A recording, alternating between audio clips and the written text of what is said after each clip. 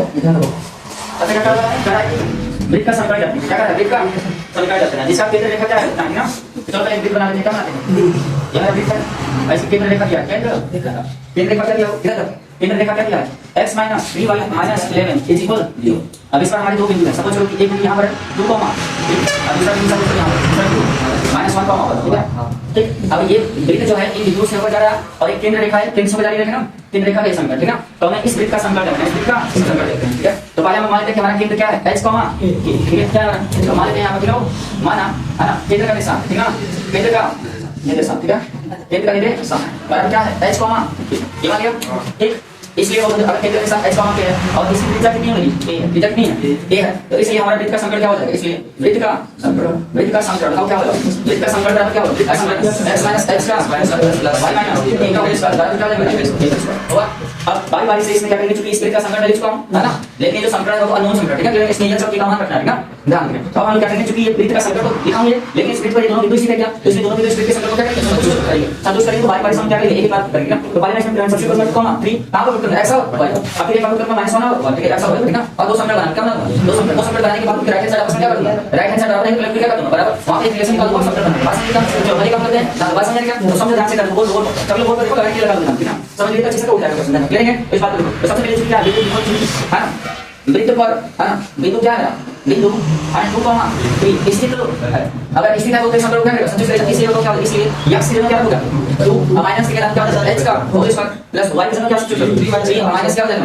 a का whole square बराबर क्या होगा? 1 पर इसको माइनस समीकरण हो जाएगा। अब हम करेंगे ना, ठीक है? दूसरा तथा ठीक है, तथा हमारा है ना वृत्त पर है ना बिंदु, ठीक है? बिंदु क्या है हमारा? है ना माइनस 1 कॉमा 1 है ना स्थित है। अगर स्थित है इसलिए हम क्या करेंगे? होगा इसलिए क्या करेंगे? इसलिए वृत्त का समीकरण क्या हो जाएगा? x क्या करेंगे? माइनस -1 माइनस h है ना, h का प्लस y की जगह क्या रखेंगे? y की जगह हम लोग रखेंगे 1 माइनस k का होल स्क्वायर बराबर क्या होगा? इक्वेशन में क्या होगा? है ना, ठीक है? अब हम लोग अभी समीकरण 1 और 2 के दोनों के राइट साइड क्या है? बराबर लेफ्ट हैंड क्या है?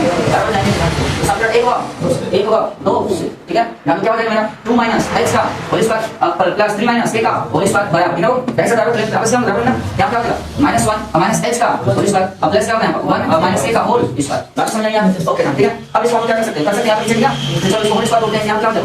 है ऊपर स्क्वायर प्लस h पर स्क्वायर है ना, माइनस होगा माइनस 2 into में 2 एंड h प्लस h3 पर स्क्वायर है प्लस a पर स्क्वायर माइनस 2 into में 3 में यहां से काउंट कर लेना। यहां से माइनस 1 क्या कर लेना? काउंट कर लेना। माइनस 1 को काउंट करोगे तो माइनस 1 का स्क्वायर हो जाएगा और यहां बचेगा 1 प्लस h का whole square plus 1 minus a का होल स्क्वायर। कितना समझ आया? ओके, यहां 2 का स्क्वायर कितना होगा? 2 का स्क्वायर कितना होगा? 4 का 2 का स्क्वायर क्या होगा? 4 अब प्लस क्या है? h स्क्वायर एंड के 2 क्या होगा? 4 माइनस 4 h होगा ना, एंड के प्लस का स्क्वायर क्या होगा?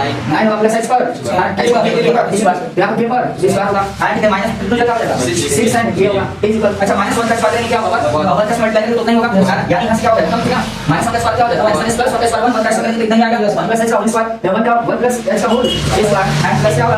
प्लस 1 माइनस a का होल स्क्वायर।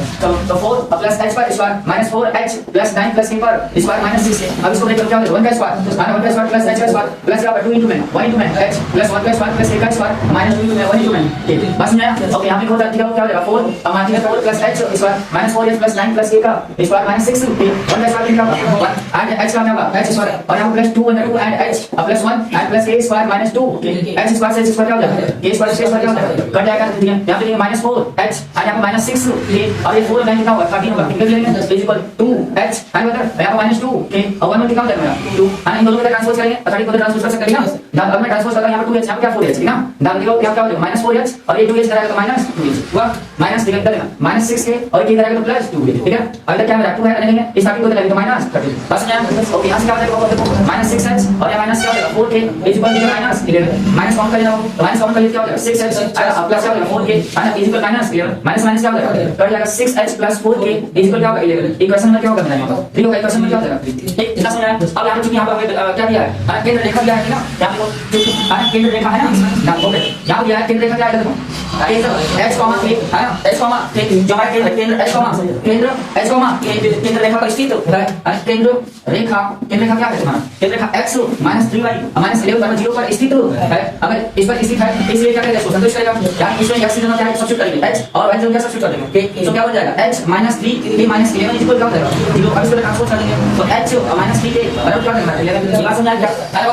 ओके, यहां पर ठीक, अगर ऐसा हो गया तो देखो क्या हो जाएगा? यहां पर दोनों ठीक है, चलो देखते हैं, ठीक है। तो यहाँ पर होगा समीकरण नंबर क्या हो जाएगा, अब समीकरण 3 और 4 से है ना, समीकरण 3 एवं 4 से, ठीक है। इन दोनों को एक साथ लिखो क्या हो जाएगा, 6h + 4k बराबर क्या हो जाएगा 11 एंड h - 3k बराबर क्या हो जाएगा 11। अब इसमें 6 का क्या कर दिया जाए, मल्टीप्लाई कर दिया जाए ताकि कोएफिशिएंट क्या हो जाए, इक्वल हो जाए। तो चलो यहाँ पर करो 6 का, तो ऊपर वाला जो नोट कर दो 6x + 4k = 11। 6 का करेंगे इसमें क्या हो जाएगा 6h और यहाँ माइनस क्या हो जाएगा, हां यहाँ हो जाएगा -18k हां इक्वल क्या हो 66 हो गया। अब इसको घटाने पर क्या हो जाएगा, प्लस में क्या हो जाएगा माइनस में क्या हो जाएगा प्लस में क्या हो जाएगा माइनस, ये क्या हो जाएगा कट जाएगा, यहाँ पे क्या हो जाएगा 22 5 हो जाएगा ना, ऐसा वैसे ठीक है। और यहाँ पर क्या हो जाएगा 50 -50 ठीक है। तो 11 से काटेंगे तो 11 2 है ना, एंड 11 5 जाएगा ना, सो k की वैल्यू क्या है -5/2 k का मान क्या हो, अब हम सुना k का मान क्या, अब हम लोग आगे करेंगे ठीक बंद, ठीक है। अब हम लोग k का मान क्या करेंगे, समीकरण 3 में तो या समीकरण 2 में तो k का मान किसमें रखना है, k का मान है ना समीकरण 1 में रखते हैं, सॉरी 1 का समीकरण किसमें रखो है ना 3 में या 4 में रखो, इजी रहेगा। समीकरण 4 रखने और h - 3 हमें k = 11। अब यहाँ पे k की वैल्यू क्या रखना है -5 माइनस रखना है h ठीक है 3 में -5/2 है बाबू -5/2 इक्वल क्या होगा 11। यहाँ माइनस माइनस क्या हो जाएगा प्लस और 3/15 क्या होगा इक्वल 11। इसको ट्रांसपोज कर दो h = 11 - 15/2 और h = क्या हो जाएगा 22 - 15/2 ठीक है। h = क्या हो जाएगा यहाँ पर, ठीक है 7 क्या हो जाएगा 2, तो h का मान कितना आ गया 7/2 ठीक है। h का मान है इसलिए हमारा केंद्र क्या हो जाएगा, इसलिए केंद्र बराबर क्या हो जाएगा h का मान 7/2 और हमने क्या हमारा y का मान कितना है -5/2 ये मेरा केंद्र हो गया है ना। अब एक बात और, अगर हमें h का मान है एक शब्द की मदद से क्या कर दो एक निकालो क्या रखो एक निकालो आसान नहीं क्या चलो निकालते हैं यहाँ पर रखो है ना। h का केंद्र है ना, जब हमें केंद्र नहीं रहा तो समीकरण 1 में उसका मान किसका मान करेंगे एक का मान करेंगे, तो क्या करेंगे हम इन दोनों मान को कैसे का मान को समीकरण में रखना है ठीक है। समीकरण 1 क्या डालो क्या है 2 h का मान क्या रखना है 7/2 का स्क्वायर ठीक है। अब प्लस ठीक है प्लस और क्या होगा 3 - k का मान क्या है -5/2 है ना, लेंगे का स्क्वायर बराबर 1 पर स्क्वायर यहाँ पे 2 का 4 - 7 इसको क्या होगा 3 - 3 बाय क्या हो जाएगा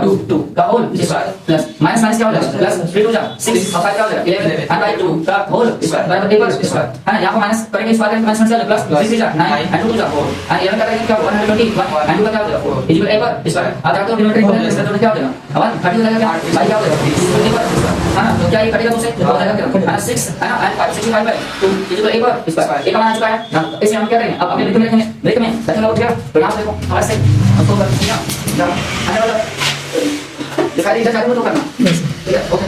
चलो इसलिए हमारा क्या हो जाएगा ब्रिज का समीकरण, इसलिए ब्रिज का समीकरण हम जानते हैं यानी क्या होता है x - h होता है ना x - h होता है क्या हो जाएगा x - h का मान कितना निकालेंगे x - h x का मान 7/2 तो क्या हो जाएगा होल प्लस y - k का क्या k का मान कितना निकालेंगे k का मान -5/2 याद रखिए -5/2 ठीक है। मतलब का होल स्क्वायर बराबर a स्क्वायर ना a स्क्वायर मान सीधे क्या लिख दो आंसर करते में तो याद है चाहो तो एक हमारा क्या है आंसर अदरवाइज इसको एक्सपेंड करना चाहते हो तो ठीक ना, तो एक्सपेंड करोगे तो फॉर्मूला रहेगा कर दो। हां ये मेरा क्या है आंसर बात समझ आ रहा है क्या